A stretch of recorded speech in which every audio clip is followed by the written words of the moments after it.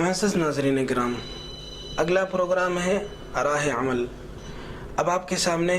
مولانا حبیب الرحمن حسامی انفاق فی سبیل اللہ کی اہمیت کو بیان۔ بسم اللہ الرحمن الرحیم۔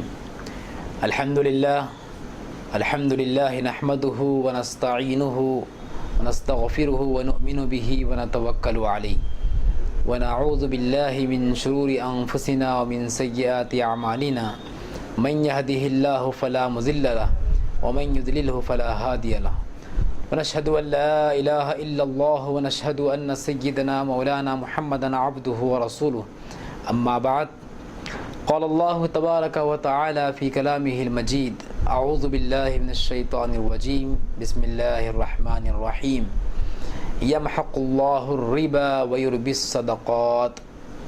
صدق الله العلي العظيم۔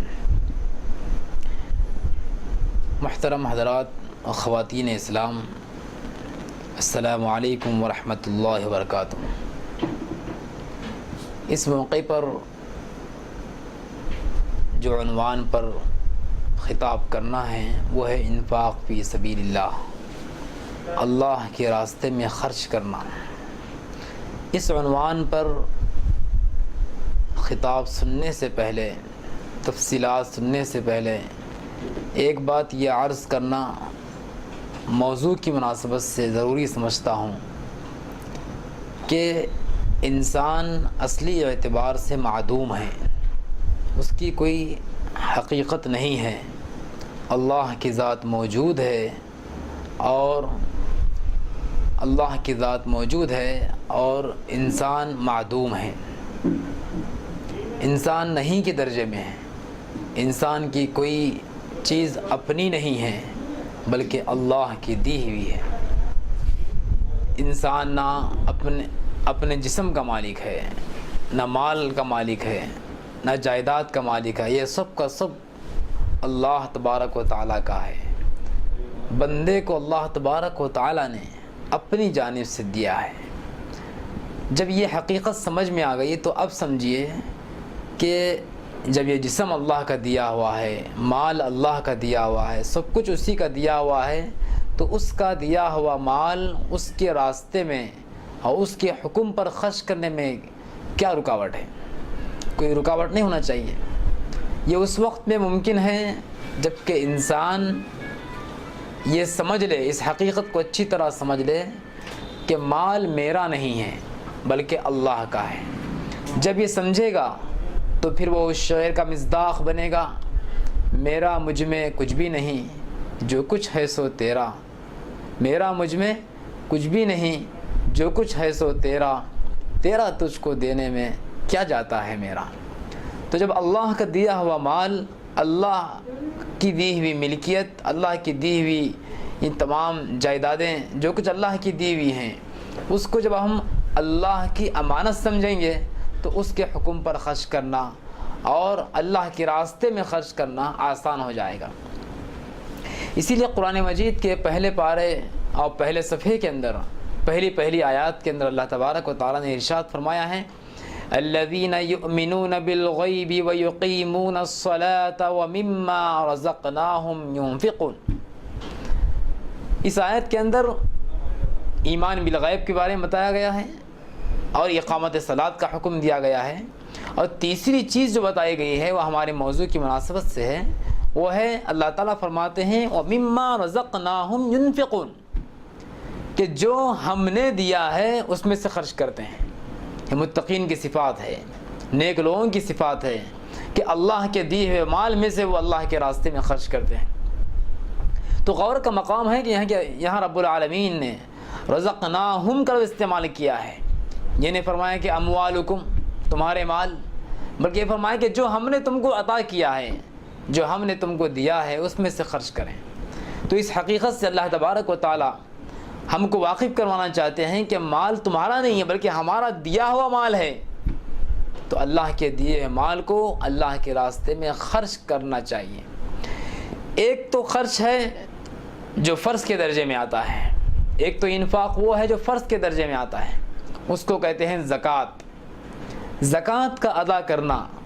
ہر صاحب نصاب پر فرض ہے، فرض جس طریقے سے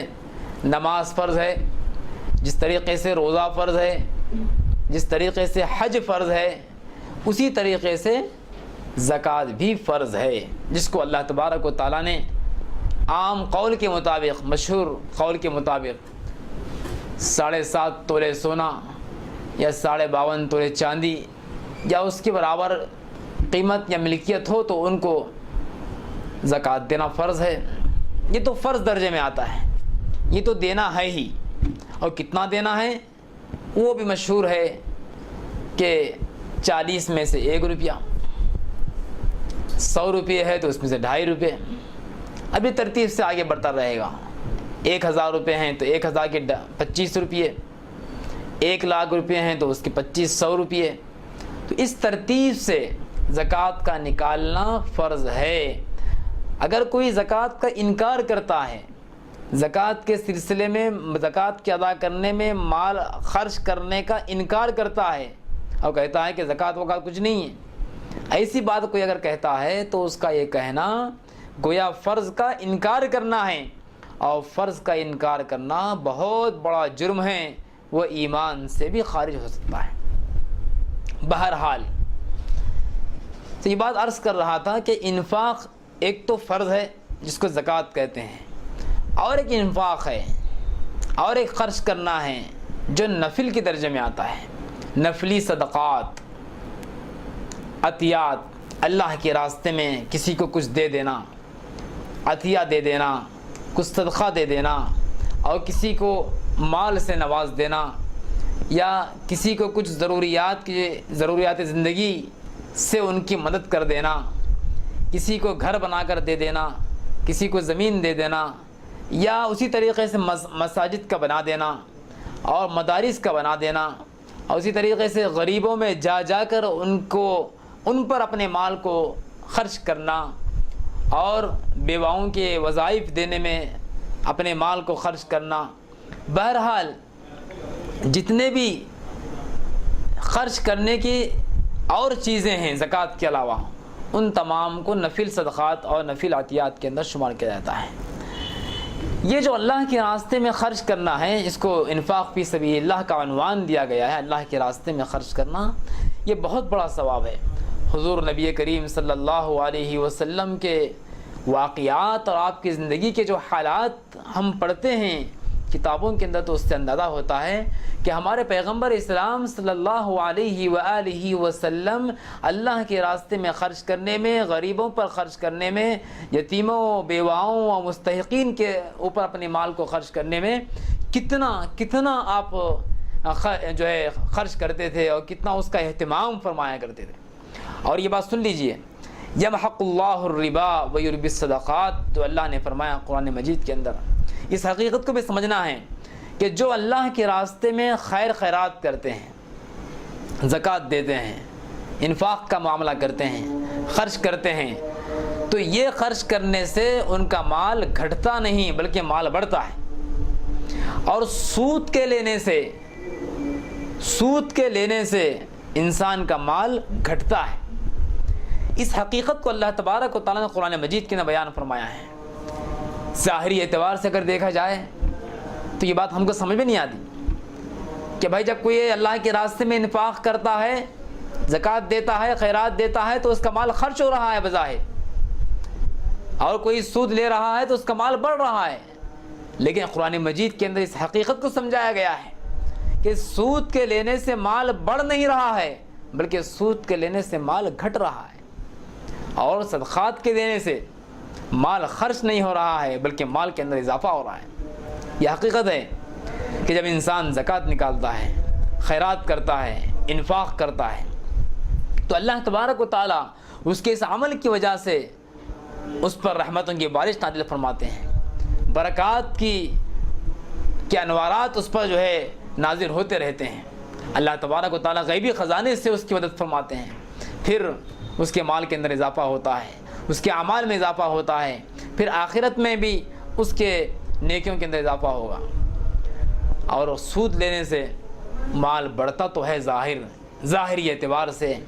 لیکن وہ مال کے اندر برکت نہیں ہوتی، اور اس کی ضروریات اس کے آمدنی سے زیادہ ہو جاتے ہیں۔ تو ظاہر بات ہے جب آمدنی سے زیادہ اس کی ضروریات ہو، اس کی حاجات ہوں، تو پھر کیا فائدہ وہ آمدنی سے؟ تو اس قرآن مجید کی اس آیت سے ہم کو بات سمجھ میں آتی ہے کہ جو انفاق کا معاملہ کرتے ہیں، اللہ کے راستے میں خیر خیرات کرتے ہیں، اس سے مال بڑھتا ہے، اور اس عقیدے کو مضبوط کر لینا چاہیے۔ قرآن مجید کی آیت قیامت تک رہنے والی ہے، اس میں ذرہ برابر شک نہیں ہے۔ قرآن مجید جب کھولتے ہیں سورہ بقرہ کی پہلی آیتیں جب پڑھتے ہیں تو اس میں یہی لکھا ہوا ہے الف لام میم ذالک الکتاب لا ریب فیہ۔ فرمایا کہ یہ وہ کتاب ہے کہ اس میں ذرہ برابر شک کی گنجائش نہیں ہے۔ قرآن مجید کی پہلی آیت کے اندر، قرآن مجید کی اس سے پہلے یہ سورہ کی پہلی آیت کے اندر اس بات کو لا کر یہ سمجھانا مقصود ہے کہ اے قاری قرآن، تم قرآن پڑھنے جا رہے ہو، یاد رکھو کہ جو تم آیات پڑھنے جا رہے ہو قرآن مجید کی، ان آیات میں ذرہ برابر شک و شبہ کی گنجائش نہیں ہے۔ یہ کلام اللہ ہے، اللہ کا کلام ہے، تو لہذا قرآن مجید میں کوئی شک نہیں ہے، کوئی شبہ نہیں ہے۔ جب قرآن یہ کہتا ہے کہ سود لینے سے مال گھٹتا ہے اور انفاق کرنے سے مال بڑھتا ہے، تو اس عقیدے کو مضبوطی کے ساتھ اپنا عقیدہ مضبوط کر لینا چاہیے۔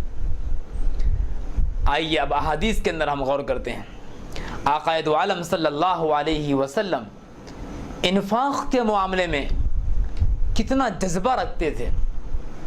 ابھی رمضان کا مہینہ آ رہا ہے، ہم سب جانتے ہیں، صحیح بخاری جلد نمبر 1 کے اندر یہ روایت موجود ہے کہ رمضان کا جب مہینہ آتا تھا تو آقا دو عالم صلی اللہ علیہ وسلم کی یہ کیفیت ہوا کرتی تھی انفاق کے بارے میں کہ آپ اللہ کے راستے میں خرچہ کرنے اور خیر خیرات کرنے میں اتنا جو ہے جذبے کا آپ جو ہے اظہار کرتے تھے، اتنا جذبے کے ساتھ میں آپ خیر خیرات فرماتے تھے۔ روایت میں بتایا گیا ہے جتنا تیزی کے ساتھ تیز ہوائیں چلتی ہیں اتنا ہی تیزی کے ساتھ آپ کی انفاق کا معاملہ چلتا تھا۔ اللہ کے راستے میں خیر خیرات کرنا، اللہ کے راستے میں خیر خیرات کرنے کے معاملے کو اتنا تیزی کے ساتھ میں آپ کرتے تھے، رمضان میں اتنا اہتمام کے ساتھ فرماتے تھے کہ فرمایا کہ جس طرح تیز ہوائیں چلتی ہیں اس طریقے سے اس کو مثال دی گئی۔ ایک روایت میں ہے، مشکات کے اندر روایت موجود ہے، حضرت ابو ہریرہ رضی اللہ تعالیٰ عنہ اس کے راوی ہیں، صاحب مشکات نے صحیح بخاری کے حوالے سے اس حدیث کو بیان کیا ہے۔ حضرت ابو ہریرہ رضی اللہ تعالیٰ عنہ فرماتے ہیں آقا دو عالم نبی رحمت صلی اللہ علیہ وسلم نے ارشاد فرمایا کہ اگر میرے پاس احد پہاڑ کے برابر بھی اگر سونا ہوتا، احد پہاڑ کے برابر اگر سونا ہوتا تو میں اس سونے کو اللہ کے راستے میں خرچ کر دیتا۔ کیا تمنا اور کیا جذبے کا اظہار فرما رہے ہیں۔ تمنا ہو تو ایسی تمنا ہونا چاہیے، یہ تمنا نہیں ہونا چاہیے کہ میرے پاس مال ہو تو میں فلاں بلڈنگ بناؤں گا، مال ہو تو میں فلاں چیز خریدوں گا، یہ نہیں،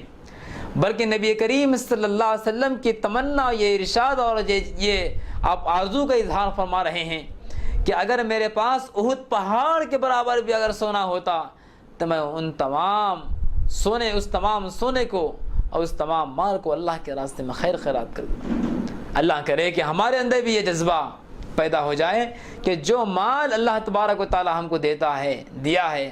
اس کے بارے میں یہ ہم عقیدہ بنا لیں کہ ہم اس کو جتنا خرچ کریں گے اتنا اضافہ ہو۔ یہ بات مشہور ہے معاشرے کے اندر، ہم جانتے ہیں کہ باوڑی سے کنویں سے جتنا پانی نکالا جاتا ہے اتنا ہی اس کنویں کے اندر اور پانی میں اضافہ ہوتے رہتا ہے۔ اگر کسی کنویں کے اندر سے پانی نکالنا بند کر دیا جائے، اس کنویں کے پانی کو استعمال کرنا بند کر دیا جائے تو اس میں پانی آنا بند ہوتا ہے۔ اس مثال کو سمجھتے ہوئے یہ مثال بھی سمجھ لیجئے، یہ بات بھی سمجھ لیجئے کہ اللہ کے راستے میں جتنا مال خرچ کرتے ہیں، اپنے مال میں سے جتنا مال نکالتے جاتے ہیں اتنا ہی مال اور آتے رہتا ہے۔ اگر ہم مال کو روک لیں، انفاق کرنے سے روک لیں، خرچ کرنے سے روک لیں، تو پھر اللہ تبارک و تعالیٰ بھی ہمارے مال کو روک لے گا، برکات کو روک دے گا، اور جو برکتیں ہونا چاہیے وہ برکتیں ختم ہو جائیں گی۔ اسی لیے حضرت اسماء رضی اللہ تعالیٰ عنہ سے آپ صلی اللہ علیہ وسلم نے ایک مرتبہ ارشاد فرمایا تھا، یہ نصیحت فرمایا تھا، اے اسماء انفقی، تم اپنے مال کو خرچ کرتے رہو اور دینے سے مت رکو،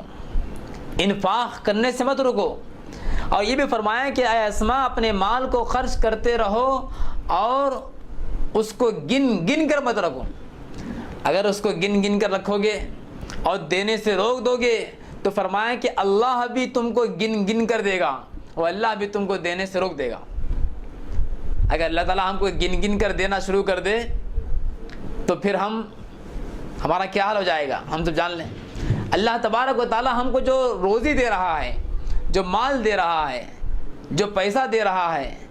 جو کچھ ملکیت ہم کو اللہ تبارک و تعالیٰ دے رہا ہے وہ گن کر نہیں دے رہا ہے، بلکہ اللہ تبارک و تعالیٰ بے حساب ہم کو دے رہا ہے۔ ہر انسان غور کر کے دیکھیں کتنا مال اور کتنی دولت اللہ تبارک و تعالیٰ اس کو دیتا ہے۔ ایک غریب سے غریب انسان بھی اپنے روز کی آمدنی پر غور کرے اور آمدنی پر غور کرتے ہوئے اعمال صالحہ کی طرف دیکھے کہ مال تو اللہ مجھے اتنا دے رہا ہے لیکن اعمال کتنے کر رہا ہوں میں۔ اگر دونوں کا توازن کیا جائے مال کا اور اعمال کا تو اعمال کم ہو جائیں گے، مال بڑھ جائے گا۔ تو اللہ تبارک و تعالیٰ اگر ہماری نمازوں کو گن کر دے کہ اگر تم جو 5 نمازیں پڑھیں گے تو ہم آپ کو 5 روپے دیں گے، اگر جو ہے 1 روزہ رکھیں گے تو 1 روپیہ دیں گے۔ اس طرح عمل کے اعتبار سے اگر اللہ تبارک و تعالیٰ گن گن کے اگر ہم کو مال دینا شروع کرے تو پھر ہر انسان تنگدست ہو جائے گا۔ اللہ تبارک و تعالیٰ ماننے والے کو بھی دے رہا ہے، نہ ماننے والے کو بھی دے رہا ہے۔ مال اور دولت اللہ تبارک و تعالیٰ دنیا میں ہر انسان کو دیتا ہے، ہر انسان کو دے رہا ہے، ماننے والے کو بھی دے رہا ہے، نہ ماننے والے کو بھی دے رہا ہے۔ تو اسی لیے آپ نے فرمایا کہ اے اسماء جو اللہ نے تم کو دیا ہے اس مال میں سے خرچ کرو اور اس کو گن گن کر مت رکھو، اور اللہ کے راستے میں خیر خیرات کرنے، انفاق کرنے کے معاملے میں تم مت رکو، ورنہ اللہ تبارک و تعالیٰ بھی تم کو دینے سے روک دے گا۔ محترم حضرات، یاد رکھیے ہمیشہ سخاوت والا دل ہونا چاہیے، اپنے دل کے اندر سخاوت ہونا چاہیے۔ سخی انسان جو ہوتا ہے، سخی انسان اللہ کے قریب ہوتا ہے، سخی انسان جنت کے قریب ہوتا ہے، سخی انسان لوگوں کے قریب ہوتا ہے اور جنت کے قریب ہوتا ہے، جہنم سے دور ہو جاتا ہے۔ پھر یہ فرمایا کہ جو بخیل ہوتا ہے، بخیل انسان اللہ سے دور، جنت سے دور، لوگوں سے دور اور جہنم کے قریب ہو جاتا ہے۔ تو ایسا عمل کرنا چاہیے جس عمل سے ہم اللہ کے بھی قریب ہو جائیں، رسول کے بھی قریب ہو جائیں، جنت کے بھی قریب ہو جائیں اور عوام کے بھی قریب ہو جائیں۔ وہ ہے سخاوت والا معاملہ، انفاق والا معاملہ، خرچ کرنے والا معاملہ۔ اللہ کے نبی صلی اللہ علیہ وسلم نے ارشاد فرمایا، صحیح بخاری کے حوالے سے صاحب مشکات نے اپنی کتاب کے اندر اس روایت کو بیان فرمایا ہے۔ حضرت ابو ہریرہ رضی اللہ تعالیٰ عنہ کو آپ نے ارشاد فرمایا کہ یہ اس روایت کے راوی حضرت ابو ہریرہ رضی اللہ تعالیٰ عنہ ہے کہ آقا نے ارشاد فرمایا کہ انفق یا ابن آدم، حدیث قدسی ہے گویا، فرمایا کہ اے ابن آدم، اللہ تعالیٰ فرماتے ہیں کہ اے ابن آدم تم خرچ کرو، تم پر خرچ کیا جائے گا، جتنا خرچ کرو گے اتنا تم پر خرچ کیا جائے گا، جتنا تم اپنے ہاتھوں سے اللہ کے راستے میں خیر خیرات کرو گے اللہ تبارک و تعالیٰ تم پر خرچ کرنے والوں کو بھیجے گا۔ جتنا انفاق کریں گے اتنا اللہ کی طرف سے مدد بھی آئے گی، اتنا ہی اللہ کی طرف سے ہم پر خرچ کرنے والے کو بھیجے گا۔ پھر افضل صدقہ انفاق کے معاملے میں افضل اور بہترین صدقہ، بہترین انفاق وہ ہے کہ جب انسان ایسے حالت میں، ایسے وقت میں خرچ کرے جس وقت وہ تندرست رہتا ہے، صحیح و سالم رہتا ہے، اس کے قوا، اس کے اعضاء اچھے رہتے ہیں، مثال کے طور پر کوئی انسان نوجوان ہے، کمائی کا دور ہے، نوجوانی کی عمر میں انسان کماتا ہے، محنت کرتا ہے، جستجو کرتا ہے، غور و فکر کرتا ہے، تو ایسے وقت میں جو انسان خرچ کرتا ہے وہ خرچ کرنا زیادہ مفید ہے اور زیادہ بہتر بتایا گیا ہے بنسبت اس کے کہ جب انسان بوڑھا ہو جائے، اس کے قوا کمزور پڑ جائیں، کمزوری لائق ہو جائے، تو ایسے وقت میں خیر خیرات کرنا زیادہ بہتر نہیں ہے۔ فرمایا کہ نوجوانی کی عمر میں جب کہ انسان کماتا ہے اور اس کو اس بات کا احساس ہوتا ہے، شیطان کی طرف سے وسوسہ آتا ہے کہ اگر تو اپنے مال میں سے خرچ کرے گا تو تیرا مال کم ہو جائے گا، ایسے وسوسے کے عالم میں اور صحت مندی کے عالم میں ویسے وقت میں خرچ کرنا زیادہ افضل ہے، زیادہ بہتر ہے بنسبت اس کے کہ بڑھاپے کے وقت میں جب کہ موت قریب آ جائے، اس وقت میں ہم وارثین کو بلا کر کہہ رہے ہیں کہ دیکھو میرا مال ہے، اس میں سے یہ خرچ کرو، اس میں سے یہ خرچ کرو، اس میں سے یہ خرچ کرو۔ اس وقت کہنے سے زیادہ بہتر یہ ہے کہ نوجوانی کی عمر میں، صحت مندی کے دور میں، صحت مندی کے وقت میں خرچ کریں۔ جب بڑھاپے کا جب وقت آتا ہے، جب موت کا وقت آتا ہے، غرغرے کا وقت آتا ہے، آخرت کے احوال جب اس کو محسوس ہونا شروع ہوتے ہیں، تو اس وقت میں خرچ کرنا زیادہ بہتر اس لیے نہیں ہے کہ اس وقت انسان آخرت کے احوال کو دیکھ کر، آخرت کو محسوس کر کے جب خیرات کرتا ہے، جبکہ وہ مال اب اس کا مال نہیں رہا بلکہ وہ مال تو اس کے وارثین کا مال ہو گیا، وارثین کا مال ہو گیا۔ اب خرچ کرنے سے کیا فائدہ ہے؟ حدیث میں آتا ہے، آقا دو عالم صلی اللہ علیہ وسلم ارشاد فرماتے ہیں، موت کے وقت میں انفاق کرنا، موت کے وقت میں خرچ کرنا ایسے ہے جیسا کہ پیٹ بھرے کو کھانا کھلانا۔ مشکات کی روایت موجود، پیٹ بھرے انسان کو کوئی کھانا کھلا رہا ہے، ایک انسان پیٹ بھر کے کھانا کھا کے آ گیا، اب اس کو کوئی کہہ رہا ہے کہ زبردستی کھاؤ کھاؤ اب کھانا کھاؤ، تو ظاہر بات ہے وہ کھاتا ہی نہیں۔ جس کا پیٹ بھرا ہوا ہے وہ کھانا کیسے کھائے گا؟ اس کو اب ضرورت ہی نہیں ہے کھانے کی، اس کو کھانا دینا بیکار ہے۔ اسی طریقے سے کوئی انسان بڑھاپے کے وقت میں، موت کے وقت میں اب خیرات کر رہا ہے، انفاق کر رہا ہے، جبکہ آخرت کے احوال اس کے سامنے دکھائی دے رہے ہیں، تو اس وقت میں خرچ کرنا یہ افضل صدقہ نہیں ہے۔ افضل صدقہ یہ ہے کہ انسان صحت مندی کے دور میں انفاق کرے، خرچ کرے۔ اور یاد رکھیے، جو انسان جو بھی مال خرچ کرتا ہے، انفاق کا جو بھی معاملہ ہوتا ہے، اللہ کے راستے میں خیر خیرات کرنا، خرچ کرنا، اس کے اندر تواضع اور انکساری ہونا چاہیے، اور اس کے اندر دکھاوا، ریاکاری، سمعت اور شہرت اور لوگوں کو دے کر اپنا نام کمانا یا اس سے شہرت ہونا، یہ مقصود نہیں ہونا چاہیے، بلکہ مقصود یہ ہونا کہ جو میں خیرات کر رہا ہوں، میرا رب العالمین میرے اس عمل کو قبول فرمائیں۔ میری کیا حقیقت کہ میں خیرات کروں؟ مال والا تو اللہ ہے، غنی ذات تو اللہ تبارک و تعالیٰ کی۔ اللہ اللہ اللہ اللہ اللہ کنز الکرم مولا النعم۔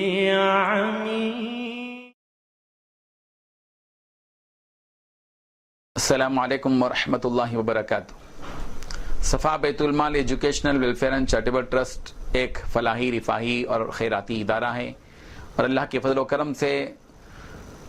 20 سے زائد شعبجات ہیں، جس میں الحمدللہ اللہ تبارک و تعالیٰ گزشتہ 7 سالوں سے مختلف کام لے رہے ہیں۔ سرما کے موسم میں بلانکٹس کی تقسیم ہے، گرما کے موسم میں دواخانوں میں عثمانیہ دواخانہ اور نیلوفر ہاسپٹل میں بیماروں اور تیمارداروں کو پانی پلانے کا معاملہ ہے۔ دینی گرمائی کورس کے سنٹرز کے ذریعے غریب طلباء کو جو اسکولوں میں تعلیم حاصل کرتے ہیں، چھٹیوں کے موقع پر 40 روزہ کورس کے ذریعے سے دینی معلومات فراہم کرنا ان کی تعلیم اور تربیت کا مسئلہ ہے۔ اور ماہ جون میں تعلیمی کٹس تقسیم کر کے غریب بچوں کو ان کے لیے تعلیمی kits, school bag, note book, rubber, pencil, sharpener, pain وغیرہ کی تقسیم کا مسئلہ ہے۔ رمضان المبارک کے موقع پر رمضان راشن تقسیم کا مسئلہ ہے۔ قربانی کے موقع پر قربانی کا گوشت غریب گھرانوں تک پہنچانے کا مسئلہ ہے، اور ماہانہ بیواؤں میں وظائف تقسیم کرنے کا مسئلہ ہے، اور روزانہ میڈیکل کیمپس کے ذریعے سے غریب بیماروں کے مفت علاج کا مسئلہ ہے، ڈینٹل کلینک ہے، حکومت کی اسکیموں سے متعارف کروانے کے لیے صفا ہیلپ لائن ہے۔ اس قسم کے بہت سی خدمات الحمدللہ صفا بیت المال سے جاری ہیں۔ ظاہر ہے کہ یہ ساری خدمات قوم کے لیے کی جا رہی ہیں، یہ قوم کے افراد ہی کے تعاون پر مبنی ہے، اور اللہ تبارک و تعالیٰ نے جن مالداروں کو سکت دی ہے، طاقت دی ہے، اللہ نے ان کو مال دیا ہے، اس مال میں کا ایک حق ہے غریبوں کا، مسکینوں کا، محتاجوں کا، تنگ دستوں کا، بیواؤں کا، مفلوک الحال افراد کا، یتیموں کا، اور غم میں مبتلا افراد کا، مصیبت زدہ افراد کا، مسافروں کا۔ اس لیے صفا بیت المال اہل خیر حضرات سے اس بات کی اپیل کرتا ہے کہ آپ ہر مہینے آپ اس صفا بیت المال کے ماہانہ ممبر بن جائیں، اور اس طرح کے آپ جو ہے صفا بیت المال کو ہر مہینہ 200، 300، 400، 500 یا روپے جو ہے ماہانہ تعاون فرمائیں۔ آپ کے یہ 100 روپے یا 200 روپے یا 300 روپے یہ معمولی نہیں ہے، قطرہ قطرہ دریا شبد، تھوڑی تھوڑی چیز آپ دیتے ہیں۔ اگر 5 آدمی مل کر 100 روپے دیتے ہیں تو یہی 500 روپے ایک بیوہ کے جو ہے چولہا جلنے کا ذریعہ بنتا ہے، اس کے معمولی راشن کے خریدنے میں ذریعہ بنتا ہے، یا اس کے علاج معالجے کے کام آ جاتا ہے۔ اور اگر آپ 500 روپے دیتے ہیں تو ایک بیوہ کو وظیفہ پہنچ جاتا ہے۔ اسی طرح اگر آپ جو ہے 100 روپے دیتے ہیں لیکن میڈیکل کیمپس قائم ہوتی ہے تو 100 روپے کی دوائیں ایک بیمار کو، شوگر کی بیمار کو یا بی پی کی بیمار کو مل جاتی ہیں، تو اس سے وہ دواؤں سے اس کا علاج ہوتا ہے، اس کی صحت باقی رہتی ہے۔ اسی لیے ہم اہل خیر حضرات سے اس بات کی درخواست کرتے ہیں کہ آپ ہمارے ممبر بن جائیں۔ صفا بیت المال حیدرآباد نے اس سلسلے میں ایک منظم نظام بنایا ہے، 9-10 افراد کو ممبر بنایا، نمائندہ رکھا گیا ہے، اور وہ آپ تک پہنچتے ہیں۔ جب آپ فون کرتے ہیں تو آپ ہر مہینہ آ کر آپ کے پاس سے وصول کر کے لے جاتے ہیں، آپ کو آ کر دینے کی بھی ضرورت نہیں ہے، ہمارے نمائندے آپ کے گھر پہنچ کر ہر مہینہ آپ سے 100، 150، 200 جو بھی آپ دیتے ہیں وصول کر لیتے ہیں، اور آپ کا باقاعدہ آپ جب ممبر بن جاتے ہیں تو آپ کا کوڈ اس میں ہو جاتا ہے، اور جو بھی رقم آپ دیتے ہیں اس پر پوری رسید دی جاتی ہے، اور رسید پر آپ کو تمانیت حاصل کرنے کے لیے ایک نمبر دیا جاتا ہے 9394419816 کا، جو اکاؤنٹنٹ صاحب کا نمبر ہے، اور آپ دی گئی رقم سے متعلق تمانیت حاصل کر سکتے ہیں کہ آپ جو رقم ہر مہینہ دے رہے ہیں وہ مرکز کو پہنچ رہی ہے یا نہیں پہنچ رہی ہے، اور پورے حسابات کو الحمدللہ مینٹین کیا جاتا ہے، آڈٹ کیا جاتا ہے، اور ٹیلی میں پورے کمپیوٹر میں آپ کے پورے دی ہوئی خدمت، دی ہوئے تعاون کا ڈاٹا موجود رہتا ہے۔ آپ کبھی بھی کسی بھی وقت میں ورکنگ ڈیز میں، ایام کارکردگی میں آ کر آپ دیکھ سکتے ہیں کہ کس طرح منظم انداز میں کام ہو رہا ہے۔ آپ اس صفا بیت المال سے جڑ جائیے، اس کے ماہانہ ممبر بن جائیے۔ ظاہر ہے کہ غریبوں کی دعائیں انشاءاللہ آپ کو ملیں گی۔ جو حضرات اس کے ممبر بنے ہوئے ہیں ہم ان کے شکر گزار ہیں، اور جو ممبر نہیں بنے ہیں ہم ان سے اپیل کرتے ہیں کہ وہ صفا بیت المال سے جڑ جائیں، اس کار خیر میں آپ حصہ لیں۔ غریبوں کی دعائیں آپ کے ساتھ رہیں گی، آپ کے گھروں میں برکت کا یہ عمل باعث بنے گا۔ ہماری ضرورتیں تو پوری ہوتی ہی رہتی ہیں، ہمارا بچہ بیمار ہوتا ہے تو ہم کس قدر علاج کرتے ہیں، ایک غریب کا بچہ بیمار ہوتا ہے تو ظاہر بات ہے کہ وہ بھی ہماری ذمہ داری ہے۔ کتنی بیوائیں ایسی ہوتی ہیں بے سہارا جن کی ضرورتیں پوری ہو نہیں پاتی ہیں، ہم ان کے لیے وظائف جو جاری کرتے ہیں۔ تو اس لیے ہم اہل خیر حضرات سے درخواست کرتے ہیں کہ آپ صفا بیت المال کا دورہ کریں، آئیں، قریب سے دیکھیں یہ کیسا ادارہ ہے، کس انداز میں اور کس ڈھنگ میں منظم انداز میں اس کا کام ہو رہا ہے، آپ خود آ کر دیکھیں، تحقیق کریں، اس لیے کہ اس ادارے میں پوری شفافیت رکھی گئی ہے، اور الحمدللہ منظم انداز میں، مؤثر طریقے سے، مفید انداز میں یہ خدمات جاری ہیں۔ آپ اس کے ممبر بن جائیے۔ آپ اس کے ویب سائٹ پر بھی آپ دیکھیے، safabaitulmal.com پر safabaitulmal.com۔ آپ یوٹیوب میں بھی صفا بیت المال ٹائپ کیجئے، آپ کو پورے ویڈیوز آپ کو ملیں گے، کہاں کہاں ہماری کیا کیا خدمات انجام دی رہی ہیں، کس کس شعبے میں کام ہو رہا ہے، کن کن پہلوؤں پر ہماری نظریں ہیں، کہاں کہاں ہماری خدمات ہو رہی ہیں، یہ ساری چیزیں آپ کو مل پائیں گی۔ اس لیے ہم آپ سے درخواست کرتے ہیں کہ آپ اس کے ممبر بن جائیے، ماہانہ ممبر بن جائیے، اور اس طرح آپ ہمارے نمبر نوٹ کیجئے 24551314 24551319، اور نمبر نوٹ کیجئے 9394419820 9394419820۔ 21 یہ نمبرات ہیں. ان نمبرات میں جب بھی آپ فون کریں گے انشاءاللہ ہمارے نمائندے آپ تک پہنچ جائیں گے اور ہر مہینہ آپ سے انشاءاللہ وصول کرتے رہیں گے. اللہ تعالیٰ آپ حضرات کو جزائے خیر عطا فرمائے. آمین. وآخر دعوانا الحمدللہ رب العالمین. اللہ اللہ اللہ. معزز